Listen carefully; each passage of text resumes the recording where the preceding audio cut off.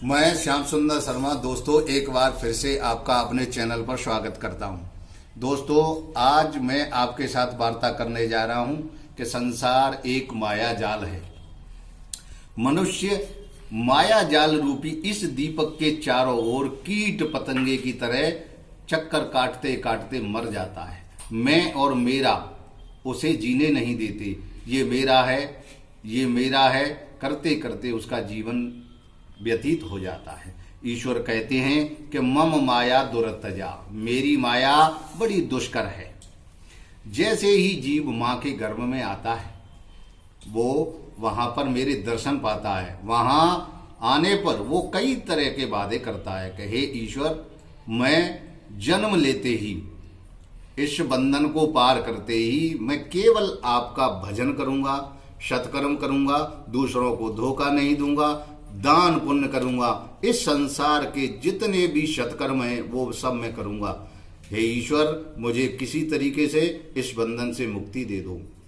भगवान उसकी प्रार्थना को स्वीकार करते हैं। जब मनुष्य का जन्म होता है तो भगवान की महामाया रूपी हवा जब उसको स्पर्श करती है तो वो पिछली जो बातें हैं, गर्भ में किए हुए जो वादे हैं, वो सब भूल जाता है और यहाँ आकर के कहाँ है शब्द में भटक जाता है। इसके बाद वो न चाहते हुए भी ऐसे कर्म करने लगता है जिसका परिणाम निसंदेह ही अपराध की ओर जाता है। भगवान कहते हैं कि मनुष्य ने कभी जो भी लिया, मनुष्य ने संसार से ही लिया। जो भी उसे यहाँ मिला सब मैंने उसे दिया और जो भी उसने यहाँ ग्रहण किया है वो उसको यहीं छोड़कर जाना है। न तो उसके साथ कुछ आया था और न उसके साथ कुछ जाएगा। ईश्वर कहते हैं दोस्तों कि जब मनुष्य का जन्म होता है तो उसे कष्ट होते हैं, उसके दांत निकलते हैं। जब वो बड़ा होता है तो उसको पढ़ाई लिखाई और गुरु की डांट का दंड मिलता है। इसके बाद जब वो प्रौढ़ होता है तो उसे नौकरी जीवन यापन करने का कष्ट रहता है। जब बुढ़ापा होता है तो संतान का कष्ट होता है। उसे यहाँ सुख मिलता कब है, लेकिन फिर भी इंसान केवल ये मेरा है, ये मेरा है और मेरे ही पास रहेगा, ऐसा सोचकर वो सोचता है कि उसे तो कभी संसार से जाना ही नहीं है, वो तो अजर और अमर है। सोच करके पाप और अधर्म के रास्ते पर निकल जा। दोस्तों, ईश्वर कहते हैं मैंने तेरे जन्म लेते ही माँ रूपी, मैंने खुद अपने को लेकर के माँ बनाई जिसमें मेरा रूप है। उसके आंचल में मैंने दूध रत्न पैदा किया जिसे पी करके तू बड़ा हुआ। मैं हमेशा तेरे सम्मुख रहा लेकिन तूने कभी मुझे देखने की कोशिश नहीं की। मैं तुझे और तो बताऊं क्या, जब जब तूने कर्म किया भूखे पेट मैंने कभी तुझे सोने नहीं दिया। समय आने पर जब तेरी मृत्यु हुई तो उसके लिए भी मैंने तेरे लिए लकड़ी, कफन और घी का इंतजाम किया। हे प्राणी, तू निराकार होकर। दोस्तों, परमात्मा कहते हैं कि हे मनुष्य, तू क्या सोचता है सब कुछ तेरी इच्छा से होता है? नहीं, ये चलना, ये उठना, ये बैठना, ये हंसना, ये मुस्कुराना, ये सब कुछ मेरी इच्छा से होता है। मेरी इच्छा के बिना संसार में कभी पत्ता भी नहीं हिलता है।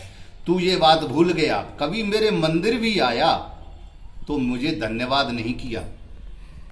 तूने मेरे दोष ही निकाले। उल्टा तू मुझसे केवल मांगने की ही इच्छा से आया। मैंने तुझे इस संसार में हवा दी, जल दिया, आसमान और वृक्ष दिए धूप और छांव के लिए, लेकिन तूने मेरा कभी धन्यवाद करना उचित नहीं समझा। दोस्तों, परमात्मा कहते हैं कि हे मनुष्य, तू जब पैदा हुआ था उससे पहले न जाने कितने मनुष्य इस धरती पर पैदा हुए थे और न जाने कितने महान पुरुष काल के गाल में समा गए, लेकिन इस धरती से कोई कुछ ले जा न सका।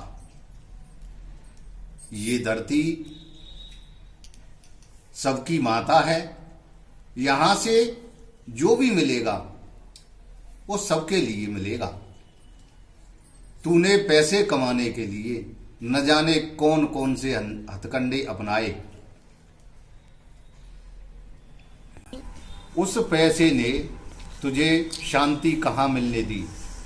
अगर अधिक पैसा बढ़ गया तो तेरे सगे संबंधी ही तेरे दुश्मन हो गए।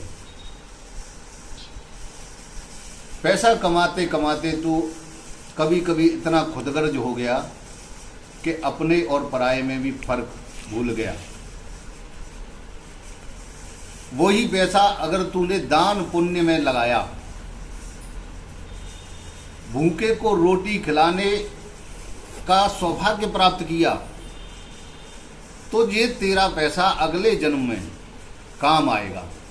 इसलिए हे मनुष्य, तुझे केवल सत्कर्म की ओर ध्यान देना है। ये ही कर्म तुझे आने वाले समय में मार्गदर्शन करेंगे। दोस्तों, आज मैं आपसे कुछ प्रश्न करता हूं, कृपया कमेंट में जवाब। क्या जीवन में पैसा ही सब कुछ है? इस प्रश्न का कमेंट में जवाब जरूर दें। धन्यवाद।